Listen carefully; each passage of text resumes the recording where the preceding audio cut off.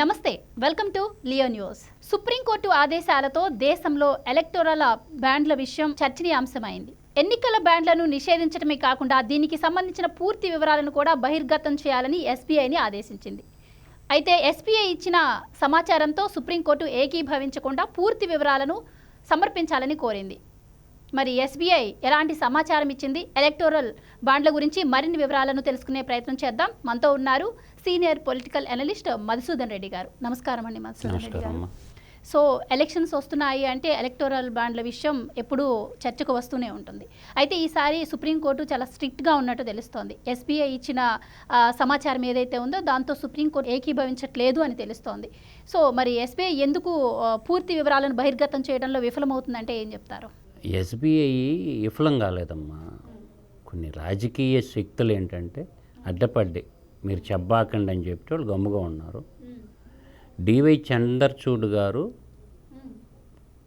మర్యాదగా ఇవ్వండి, లేకపోతే మేము అరెస్ట్ చేస్తాం అని చెప్తే ఫస్ట్ ఎలక్టోరల్ బాండ్స్ మొత్తం కూడా ఇచ్చారు. ఇదా కాదు నాన్న, క్లియర్గా ఇవ్వండి, ఏ కంపెనీ ఏ పార్టీకి ఎంతెంత విరాళాలు ఇచ్చింది ఆ డేటా ఇవ్వమని అడిగారు. ఫస్ట్ ఇచ్చారు ఇంతని టోటల్గా. అలా కాదు, ఏ పార్టీకి ఎంతెంత ఇచ్చారో ఆ వివరాలు ఇవ్వమని అడిగింది. దీనికి అంతటికి కారణం ఏంటంటమ్మా, ప్రశాంత్ భూషణ్ అని ఒక లాయర్ గారు ఉన్నారు ఢిల్లీలో. నేను 4 నెలల 4 months బ్యాకే చెప్పాను నేను, ఇది పెద్ద సెన్సేషనల్ బోఫోర్స్ కుంభకోణానికి మించిన కుంభకోణం అవుద్దని చెప్పాను. రాహుల్ గాంధీ వాళ్ళ నాన్నగారు రాజీవ్ గాంధీ పీరియడ్లో జేఎంఎం ముడుపులని బోఫోర్స్ కుంభకోణం ఒకటి బయటకు వచ్చిందమ్మా. అది 100 కోట్లలోనే ఉంటుంది. దానికి 1000 రెట్లు మించిన కుంభకోణం జరిగింది ఇప్పుడు. అంటే బోఫోర్స్ కుంభకోణానికి అప్పుడు బోఫోర్స్ అనే ఒక కంపెనీ ఉంటుందన్నమాట. యుద్ధానికి సంబంధించినటువంటి వారికి సంబంధించినటువంటి కొన్ని తయారు చేశారు. దానికి సంబంధించిన 1000 రెట్ల కుంభకోణం అమ్మా ఇది చిన్న కుంభకోణం కాదు. దీన్ని సుప్రీంకోర్టు ఎలుగుదీసినందుకు సుప్రీంకోర్టుకి నమస్కారం చెప్పాలమ్మా. మొట్టమొదటగా ఈ దేశంలో ఏం జరుగుతుంది అనేది ప్రజాస్వామ్యం అంతా కూడా లేదమ్మా. ఇప్పుడంతా ప్రజాస్వామ్యం అంతా వెళ్ళిపోయింది. డెమోక్రసీ అనేది లేదు, మొత్తం కరెన్సీ అయింది. కరెన్సీ నోట్ల మీద ఆధారపడి ఉంది. దీనికి ప్రధానంగా సంబంధించింది ఏంటంటే డెమోక్రసీ చచ్చిపోయి ధనస్వామ్యంకి వచ్చింది. ప్రజాస్వామ్యం చచ్చిపోయి ధనస్వామ్యంలోకి వచ్చిందనమాట. దీన్ని కళ్ళ ముందు అవుపడుతుందమ్మా ఈరోజు. ఇవాళ నేను వరుసగా చెప్తానమ్మా.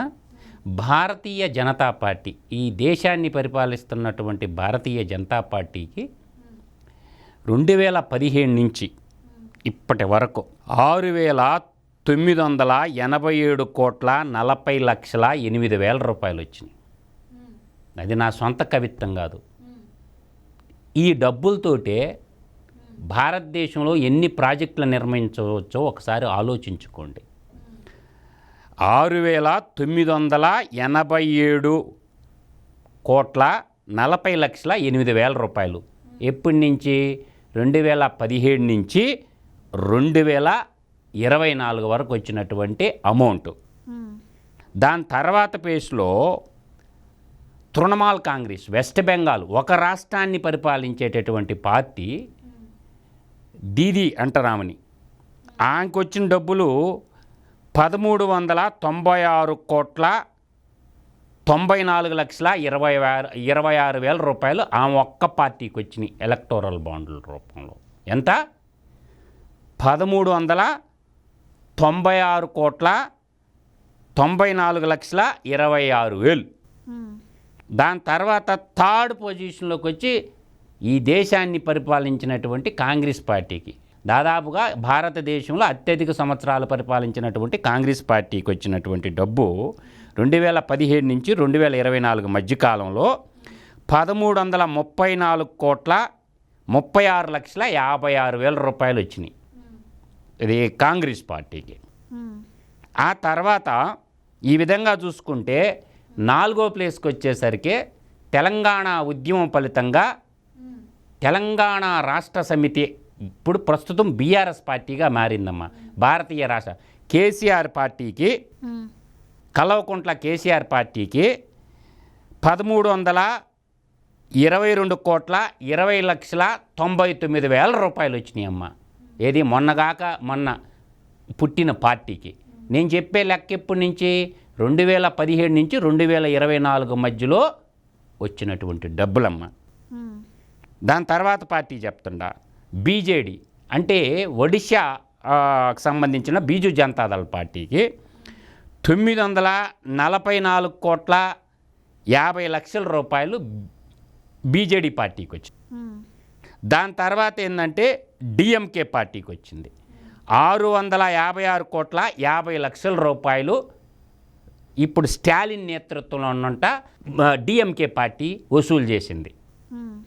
తర్వాత స్థానంలో యువజన శ్రామిక రైతు పార్టీ తండ్రి యొక్క అధికారాన్ని అడ్డం పెట్టుకొని 1,000 కోట్లను కొల్లగొట్టినటువంటి ఆ తండ్రి చావును అడ్డం పెట్టుకొని పుట్టిన పార్టీ యువజన శ్రామిక రైతు పార్టీకి 442,80,00,000 రూపాయలు 2017 నుంచి 24 మధ్య కాలంలో ఎలక్టోరల్ బాండ్ల రూపంలో వచ్చినాయమ్మ.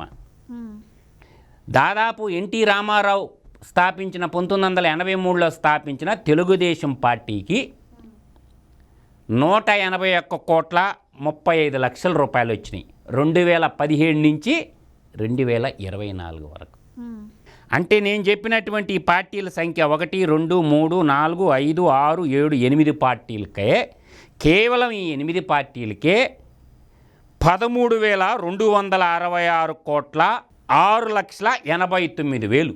అంటే ఇప్పుడు మీరు ఏవైతే చెప్తున్నారో ఈ బాండ్ల వివరాలు ఈసీ వెబ్సైట్లో పెట్టినవా లేదు అంటే ఒరిజినల్ బాండ్ల వివరాలు చెప్తున్నారు? నేను చెప్పింది ఎలక్షన్ కమిషన్ ఆఫ్ ఇండియాకి అన్ని పొలిటికల్ పార్టీలు ఇచ్చిన నివేదిక చూసి చెప్తుండా, నేను నా సొంత కవిత్వం కాదు. అంటే రాజకీయం అంటే స్వచ్ఛంద సేవ, రాజకీయం అంటే స్వచ్ఛంద సేవ అనే అర్థం. పార్టీ మెంబర్లు సభ్యత్వం కట్టుంటే ఆ డబ్బులు అడుకోవాలా? అందరు పారిశ్రామికవేత్తలను బెదిరించి 1,000 కోట్ల రూపాయలు పారిశ్రామికవేత్తల దగ్గర లూటీ చేసి ఆ డబ్బులతో రాజకీయం చేస్తూ ఉన్నారమ్మా. ఈరోజు పెద్ద పెద్ద ఫ్లైట్లలో పెద్ద పెద్ద మాల్లో పెద్ద పెద్ద బిల్డింగ్లు కట్టుకుంటున్నారంటే అంటే ఈ కంపెనీలు వీళ్ళకి ఎందుకు డబ్బులు ఇస్తున్నాయి? నేను అడిగేది స్ట్రైట్ క్వశ్చన్. ఇది కరప్షన్ కాక ఏమవుద్ది? బిగ్గెస్ట్ కరప్షన్ అమ్మా. ఎందుకంటే కంపెనీలు రాజకీయ పార్టీలకి డబ్బులు ఇవ్వాల్సిన అవసరం ఏమొచ్చింది? వాళ్ళకి సభ్యత్వం ఉంటుంది, పార్టీ సభ్యులు ఉంటారు, వాళ్ళు 10 రూపాయలు 100 రూపాయలు వాళ్ళు కట్టుకుంటారు, అట్ట పార్టీని నడిపించుకోవాలా. తర్వాత ఎమ్మెల్యేలు ఎంపీలకి జీతాలు వస్తుంటాయి, ఆ జీతాలు మొత్తం తీసుకొని పార్టీ కొంత వేతనం ఇవ్వాలా. ఇప్పుడు ఎమ్మెల్యేలు ఎంపీలకి కొంత జీతం వస్తారమ్మా, ఎమ్మెల్సీలకి వాళ్ళ జీతాల డబ్బులన్నీ పార్టీ తీసుకొని వాళ్ళకి పార్టీ నుంచి నెల శాలరీగా కొంత ఇవ్వాలా. ఇది సిస్టమ్. పార్టీ ఖర్చులు, మీటింగ్లు, పాంప్లెట్లకు ఉంటాయి కాబట్టి వాళ్ళకు పార్టీ తరపున ఎలక్టెడ్ అయినటువంటి ఎమ్మెల్యేలు, ఎమ్మెల్సీలు, ఎంపీలు వాళ్ళు ఏం చేయాలంటే వాళ్ళ జీతం డబ్బులన్నీ పార్టీకి ఇచ్చి పార్టీ ఇచ్చినటువంటి జీతం తీసుకొని పార్టీని నడిపియాలా. ఇది పద్ధతి. అది వదిలేసి అన్ని కంపెనీలని ప్రజల భూముల్ని ప్రజా ఉపయోగ కార్యక్రమం అని ప్రజల భూములు కొట్టేసి ఆ ప్రజల భూముల్ని ఫ్యాక్టరీలకు ఇచ్చేసి వాళ్ళ కాళ్ళించి లంచాల రూపంలో తీసుకోవటం అని నేను అంటుండా. అంటే వాళ్ళకి నీళ్లు కావాలా, కంపెనీలకి గనులు కావాలా, కంపెనీలకి కరెంటు కావాలా, కంపెనీలకి సంబంధించిన భూములు, కరెంటు, నీళ్లు ఇవన్నీ ప్రభుత్వం వాళ్ళకి సకల సౌకర్యాలు కల్పించి వాళ్ళ ద్వారా లంచం తీసుకోవటమే అవద్దమ్మా పొలిటికల్ పార్టీలు. కాబట్టి ఒక చిన్న బోపోస్ కుంభకోణం జరిగితేనే రాజీవ్ గాంధీ గవర్నమెంట్ కుప్పగూలిపోయిందమ్మా. ఈ ఎలక్ట్రోరల్ బాండ్ల కుంభకోణం భారతదేశాన్ని కుదిపేయబోతుంది. ఇది ఖచ్చితంగా అవినీతి కిందకే వస్తుంది. కాబట్టి ఈ అవినీతిని ఈ దేశంలో ఉన్నటువంటి చదువుకున్న యువత ఖచ్చితంగా ప్రశ్నించాల్సిందే. అయితే మీరు చెప్తున్నట్టు ఇప్పుడు సుప్రీంకోర్టు ఏమంటుందంటే ఈ బాండ్ల ఆల్ఫా న్యూమరిక్ నెంబర్స్ ఏవైతే ఉన్నాయో ఇవి ఎస్బీఐ ఎలక్షన్ కమిషన్కి ఇవ్వట్లేదు అంటుంది. సో దీనికి ఒక డెడ్ లైన్ కూడా పెట్టింది. ఆ డెడ్ లైన్ లోపు ఆధారాలు ఇవ్వకపోతే ఇది కోర్టు ధిక్కరణ కేసు అవుతుంది అని అంటుంది. సో ఎలా చూడొచ్చు దీన్ని? ఇచ్చేశారమ్మా, ఎస్బీఐ వాళ్ళు అంతా ఇచ్చేశారు. ఈ రోజు నుంచి మొత్తం చూసుకోవచ్చు. భారతదేశంలో చదువుకున్న యువత అంతా ఎలక్షన్ కమిషన్ ఆఫ్ ఇండియాకి పోతే మొత్తం వెబ్సైట్లో పెట్టేశారు. వాళ్ళకేం పోయిందమ్మా ఎస్బీఐ వాళ్ళకు? ఇది ఈ 2018లో చేశారమ్మా. ఈ చట్టాన్ని 2018లో చేశారు. అకౌంటబిలిటీ ఉంటుంది. ఏ రాజకీయ పార్టీ ఎంత తీసుకున్నదని ఎలక్టోరల్ బాండ్ల పథకం అనేది 2018లో ప్రవేశపెట్టారు. అంతకుముందు దొంగచాటుగా ఇస్తున్నారు, ఇప్పుడు బాండ్ల రూపంలో వచ్చిందనమాట. ఇది కూడా అవినీతి కిందకే వస్తుందమ్మా. ఇదిగా మన ఈ ఎలక్టోరల్ బాండ్ల రూపంలో ఇచ్చినంత మాత్రాన ఇప్పుడు ఏ కంపెనీలు ఏ పార్టీకి ఎంత ఇచ్చింది అనేది తేట తెల్లమైందిగా. ఒక్క మెగా కృష్ణారెడ్డికి మెగా సంస్థే 966 కోట్లు, వాళ్ళు ఇంకొక సంస్థ ఉంది ఉత్తరప్రదేశ్లో, అది కూడా కలుపుకొని దాదాపుగా 1300 కోట్ల రూపాయలు లంచాలు ఇచ్చిందమ్మా రాజకీయ పార్టీలకి. ఈరోజు ఆశ్చర్యకరం ఏంటంటే టాటా కంపెనీ లేదు, రిలయన్స్ లేదు, అదానీ లేదు. అంటే దీన్ని రేపు సుప్రీంకోర్టు క్విట్ ప్రోకో కింద తీసుకునే అవకాశం ఏమైనా ఉంటుంది? ఖచ్చితంగా ఉందమ్మా అవకాశం. సరైన జడ్జీల చేతిలో పడి ఇది ఖచ్చితంగా రాజకీయ పార్టీలు దేనికి ఈ డబ్బులన్నీ వాడారు, ఎక్కడ దేనికి ఖర్చు పెట్టారని చెప్పి ఆ లెక్కలు కూడా అడగాలమ్మా అన్ని రాజకీయ పార్టీలు. మీరు ఎలక్టోరల్ బాండ్ల రూపంలో ఇంత డబ్బు తీసుకున్నారు కాబట్టి ఈ డబ్బులను దేనికి ఎక్కడ ఉపయోగించారని లెక్కలు వీళ్ళు చెప్పాలిగా రాజకీయ పార్టీలు. జీతాలు ఎంత ఇచ్చినారు, ఫ్లైట్ ఖర్చులు ఎంత, ఎవడెవడ ఎంత మేసింది, ఎంత లిస్ట్ ఇవ్వాలిగా. రాజకీయ పార్టీల ఆస్తి అంతా కూడా గుర్తుపెట్టుకోతలే నేను ఇంకొక లీగల్ పాయింట్ కూడా, ఎవడబ్బ సొత్తు కాదు, అది జాతి సంపద, దేశ ప్రజల సంపద. అది ఈరోజు ఒకరు పార్టీకి అధ్యక్షుడిగా ఉండొచ్చు, రేపు ఇంకొకరు పార్టీకి అధ్యక్షుడిగా ఉండొచ్చు. దేశంలో ఉన్న రాజకీయ పార్టీ కార్యాలయాలు అన్నీ కూడా జాతి సంపద. ఎందుకంటే భారతదేశంలో ఉన్న పౌరులందరూ విరాళ రూపంలో ఇచ్చిన డబ్బులతో నిర్మించినవి కాబట్టి అవి జాతీయ సంపదే తప్ప వ్యక్తి సంపద కాదు. తక్షణం ఏంటంటే ఈ పొలిటికల్ పార్టీకి ఉన్న ఆస్తులన్నిటి కూడా జాతీయ సంపదగా ప్రకటించాల్సిన అవసరం తక్షణం ఉంది. ఈ డబ్బులకు కూడా అన్ని రాజకీయ పార్టీలు లెక్కలు చెప్పి తీరాల్సిందే. ఫైనల్గా నేను ఇంకొక మాట చెప్తున్నాను తల్లి నీకు, ఈ దేశంలో రాజకీయ పార్టీలు పెట్టుకొని కార్పొరేట్ కంపెనీల కాడ డబ్బులు తీసుకుంటున్నటువంటి మాట వాస్తవం. ఈరోజు వామపక్ష పార్టీలు రూపాయి కూడా మాకొద్దు మీ డబ్బులు అంటుండే, అంటే ఎర్రజెండా పార్టీలు అంటారు అన్నమాట వాటిని. మీ రూపాయి కూడా మాకు వద్దురా. ఇవాళ ఆల్ ఇండియా ఫార్వర్డ్ బ్లాక్ కానీ, ఆర్ఎస్పీ కానీ, సిపిఐ కానీ, సిపిఎం కానీ, ఈ ఎర్రజెండాల పార్టీలు మాకు వద్దనే వద్దు, కంపెనీలు మేము ప్రజలు విరాళాలుగా ఇచ్చినోడితోనే మేము పార్టీ నడిపించుకుంటున్నాం అని వాళ్ళు స్పష్టంగా చెప్తున్నారు. మిగతా పార్టీలు ఎందుకు చెప్పటం లేదు ఆ మాట? ఇవాళ కంపెనీలను అడ్డం పెట్టి వినిపిస్తుంది. అన్నిటికంటే బీజేపీకి ఎక్కువ ముట్టినట్టు కూడా తెలుస్తుంది. 7,000 కోట్లు పడుతుంది కదమ్మా. భారతీయ జనతా పార్టీ క్లియర్గా ఉంది కదా, 7,000 కోట్లు దాదాపుగా. ఈరోజు ఎన్ని రోడ్లు పోయొచ్చు ఆ డబ్బులతోటి, ఎన్ని పాఠశాలలు కట్టొచ్చు, ఎన్ని హాస్పిటల్ కట్టొచ్చు. ఇక్కడేమో ఎక్కువ బీజేపీకి కనిపిస్తుంది. మరోపక్క అమిత్ షా గారు వచ్చేసి మేము క్రిస్టల్ క్లియర్గా ఉన్నాము, అన్ని డీటెయిల్స్ కూడా ఇచ్చాము అని మాట్లాడుతున్నారు. ఎలా చూడొచ్చు? నేనైనా తీసుకోవటం ఎందుకమ్మా? ఇప్పుడు సోషల్ రెస్పాన్సిబిలిటీ అంటే అర్థం ఏంటో తప్ప ఒకటి ఉందమ్మా, కంపెనీకి వచ్చినటువంటి ఆదాయాల్లో 5% సామాజిక దృక్పథానికి ఖర్చు పెట్టమని ఒక చట్టం ఉంది. సోషల్ రెస్పాన్సిబిలిటీ యాక్ట్ ఒకటి ఉందన్నమాట. ఆ దరిద్రులు స్కూళ్ళు కట్టొచ్చు కదమ్మా గ్రామీణ ప్రాంతాల్లో. ఆ దరిద్రులు గ్రామీణ ప్రాంతాల్లో హాస్పిటల్ కట్టించేసి ప్రజలకి ఇవ్వచ్చు కదా. ఏదన్నా గ్రామాల్లోకి రోడ్లు లేని గ్రామాలు సెలెక్ట్ చేసుకొని రోడ్లు పోయొచ్చు కదా. నేను అనేది ఏంటంటే ఇరిగేషన్ వనరులు లేని, నీటి వసతులు లేనటువంటి వాళ్ళ దగ్గర చెరువుల నిర్మాణం చేయొచ్చు కదా. అదేవిధంగా పంట కాలువల నిర్మాణం చేయొచ్చు కదా. ఎన్ని చేయకూడదు, కాలేజీలు కట్టించి ఇవ్వచ్చు కదా. ఐటీఐ కాలేజీలు కానీ, ఇంజనీరింగ్ కాలేజీలు కానీ, ఎడ్యుకేషనల్ ఇన్స్టిట్యూట్స్ని కానీ ఏమి చేయకూడదు. రోడ్లు పోసి జాతికి ఫ్రీగా ఇవ్వచ్చు కదా. పొలిటికల్ పార్టీలకి లంచాలు ఎందుకు ఇస్తుండ్రా మీరు? అంటే వాళ్ళు ఇష్టం వచ్చినట్టు ఎంఆర్పి పెంచుకోవచ్చు. కరెంటు మీద మేము తగ్గించిస్తాం, మాకు లంచం ఇస్తే కరెంటు ఛార్జీలు తగ్గించిస్తాం, మీరు మాకు లంచం ఇస్తే వాటర్ ఛార్జీలు తగ్గించిస్తాం, మీరు మాకు లంచం ఇస్తే గనుల రేటు తగ్గిస్తాం. అంటే సహజ సంపదలన్నిటినీ ఫ్యాక్టరీలకు దోచిపెట్టి రాజకీయ పార్టీలకి ఊడిగం చేస్తున్నాయి కార్పొరేట్ కంపెనీలు. ఈకపోతే వాళ్ళ బాధ ఏంటంటే వాళ్ళ మీద ఐటీ, ఈడీ, ఇన్కమ్ ట్యాక్స్ ఈ పట్టం వల్ల ప్రజల్లోకి వెళ్ళిపోయి కొంత ముష్టి వేస్తే మన జోలికి రారు అనే భావజాలములో కార్పొరేట్లు అంటే నువ్వు లంచం ఇస్తే ఐటీ నుంచి తప్పించేస్తావా, లంచం ఇస్తే ఈడి కేజీల నుంచి తప్పిస్తావా, లంచం ఇస్తే నువ్వు ఏదైనా చేస్తావా? అందువల్లంటే ప్రజాస్వామ్యం భారతదేశంలో ప్రమాదంలో ఉంది. ప్రజాస్వామ్యాన్ని కానీ కాపాడుకోకపోయినట్లయితే అల్టిమేట్గా నష్టపోయేది భారతీయులే. ఇప్పటికైనా సుప్రీంకోర్టు గట్టిగా యాక్షన్ తీసుకోకపోతే ఇది ఫ్యూచర్లో భారీ కుంభకోణం లాగా జరిగే అవకాశం కూడా ఉంది. ఎందుకమ్మా నిన్న వాళ్ళు ఇవ్వలేదు కదా, జూన్ 30వ తేదీ ఇస్తామని చెప్పారు ఈ జనరల్ ఎలక్షన్. ఆ డివై చంద్రచూడ్ గారు ఈ పప్పులేం ఉడకవరా నాయన ఇయ్యాల్సిందనని కాన్స్టిట్యూషన్ బెంచి అడ్డం తిరిగితే అప్పుడు బయట పెట్టారు. లేకపోతే ఈ కుంభకోణం బయటకు వచ్చేదే కాదు. ఇవాళ భారతదేశంలో కంపెనీలందరి దగ్గర డబ్బులు కొట్టేసి ఆ డబ్బులతోటే ఓట్లు కొనేసి ప్రధానంగా వీళ్ళేందంటే లిక్కర్ కంపెనీల కాడ, తర్వాత బొగ్గు కంపెనీల కాడ, స్టీల్ కంపెనీల కాడ ఈ కంపెనీలు అందరి దగ్గర నాకేస్తారమ్మా వీళ్ళు. సహజ దేశ ప్రజలందరి సంపదని ప్రైవేటు కంపెనీలకి దోచిపెట్టడం, తద్వారా ఎలక్టోరల్ బాండ్ల రూపంలో రాజకీయ పార్టీలు డబ్బులు తీసుకోవటం, ఆ డబ్బులకి ఓటర్లకు పంచటం, ఆ ఓటుని కొనటం అంటే ప్రజాస్వామ్యాన్ని కూనీ చేయటం అవుతుందన్నమాట. అందువల్ల ఇది ప్రజాస్వామ్యంలో తీవ్రమైనటువంటి నేరము.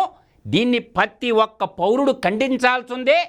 కాబట్టి ఇకనైనా సుప్రీంకోర్టు తక్షణమైనటువంటి జడ్జిమెంట్ ఇవ్వాలా. ఏ కంపెనీ దగ్గర కూడా ఏ పొలిటికల్ పార్టీకి ₹1 కూడా చందా ఇవ్వటానికి వీలు లేదు. అటువంటి తీర్పు ఇవ్వాలా.